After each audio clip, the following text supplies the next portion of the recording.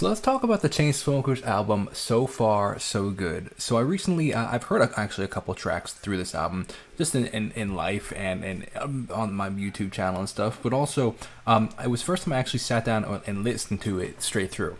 Well, I didn't actually sit down. I was at the gym and I listened to it straight through, and I've been trying to actively, listen to new music for myself to fill my creative arsenal, I guess you could say. But let's talk about it because a really interesting album, some really cool things, and some really interesting things that I'd like to talk about. First thing that I would like to talk about is I think that people underestimate the level of skill it takes to make electronic music, especially electronic music at their caliber.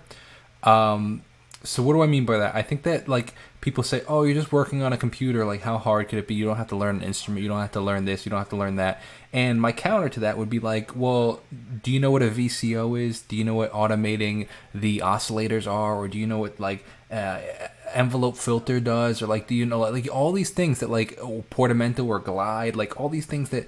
They know because they're using them, but like most the average person doesn't know. And even if you do know, since for example, a lot of those things were referring to synths, do you know like how to like layer things to create like a different style drop? Or like there's a lot of things in there I think that people really underestimate. And in fact, I would debate that it could actually be harder than like playing like recording a guitar, because the guitar is one instrument where the synths are so many different instruments that respond in so many different ways, and there's so many different options to automate them. So like it's almost like this paralysis by analysis where there's information overload of so many options of what you can and can't, what you can do, as opposed to the guitar where there's limited options of what you can do. So that's one thing I do want to say. Another thing that I found really interesting and actually pretty encouraging is Chainsmokers are made up of two guys, Drew and I am Alex, and I believe Drew is the older one. If I just Drew is the older one. If I recall correctly, I always get their names mixed up. I apologize, but one of them, I think it was Drew, was I'm sorry, no, Alex is the older one. Alex is the one that doesn't sing as often, I think. I don't know. I apologize. I'm a fan of their music, but I'm not super well versed in on their backstory. One of them was 27 years old when he joined Chainsmokers, and that was in 2012. So at this point, 11 years ago. So he's 38 now, which I was like kind of encouraged by, because you see so many artists at this point like become famous when they're like 12 or like 18 or 17 or 23, and like. He was 27 before, like when he started with the Chainsmokers, and now like over their fame, like he was 29 and 30 and 33, and like now he's 38 and like still doing really well. And I was like, oh, that's really encouraging that you don't have to, like, I'm 28 right now, and I'm like, oh, it's encouraging that like, yeah, my 23 year, a 22nd year has passed, and like I'm not famous yet, and like it's encouraging, if that makes sense. But now let's talk about this.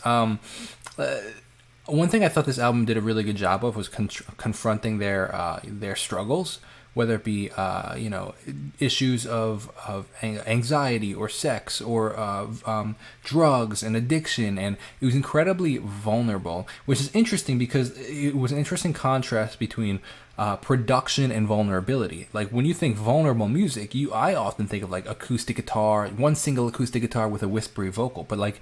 That's like a total misconception, because they had a very pop production album and very well produced, but it was the lyrics content was tremendously vulnerable, which I thought was really interesting, and I think that it would relate to a lot of people that are struggling with a lot of the same issues.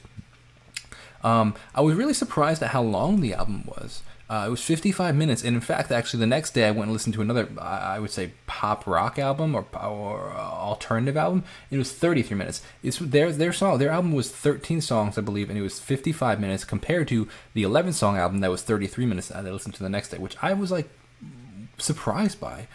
In fact, actually, I think Ed Sheeran's new album that I just listened to, I think it was 14 songs, and that was only 49 minutes. So I was like, 55 minutes is a long album. Another thing that I've been thinking about and I thought was really cool is their uniqueness for creating their drops in their music, and how intimidating that must be as an artist, because So the Chainsmokers are very well known for their drops, and like you know they have these iconic, like very catchy, very popular instrumental aspects of their music. Now, what I was thinking about after the fact with that is like, imagine if a guitarist got famous off of their guitar solos that was in every song. So in every song, they felt like they had to write a guitar solo that matched their super famous ones already. And I was like, that is such an intimidating feat, because so many people are waiting for their drop in their song that it's like every song they release it, like this pressure, and I don't know if they feel it or not, of this pressure of like, oh, the next drop has to be just as good as the last drop. And it's like, you know, it's a very, very, very interesting creative struggle that I think most people look over. It was definitely more upbeat than I expected. Wait, no, I said more upbeat produced than I expected. I don't know if I expected that. That doesn't make sense, because their music is always upbeat. I don't know what I meant by upbeat produced. It was very produced though. But one thing I do want. Oh, I'm sorry. I read the wrong note. That was that was for Ed Sheeran's acoustic, or Ed Sheeran's Autumn album. That note was for. I have a note here talking about the vocal production. I have actually acoustic written here. That there was the acoustic sounding great. I thought it was cool that they had some acoustic tracks on there. I want to talk about the vocal production, because this style of music was a heavy and very heavy, especially the Chainsmokers, and it was a very heavy influence on my vocal production. I would say between like 2018 and like 2021. This very, very, very heavily compressed, very focused, very tuned vocal it's a style of pop vocal writing or production. That it's not like whether it's good or bad. It's just a style, and I liked the style a lot, and it was it heavily influenced my music and my vocal production for a while, for years. So I thought that was pretty cool. So I don't know what that noise is that we're hearing right now. So I apologize if you can hear that batting. My in-laws are up from Florida, and I think he's doing something in the garage. I don't know what he's doing. But that pretty much wraps up my thoughts on this album. So I would love to know what you thought, whether you liked it, didn't like it, what you did, what you didn't like, and your perspective. So let me know in the comments below, and let me know what you'd like me to check out next. I'll see you in the next video. Thanks so much for watching. God bless and peace out.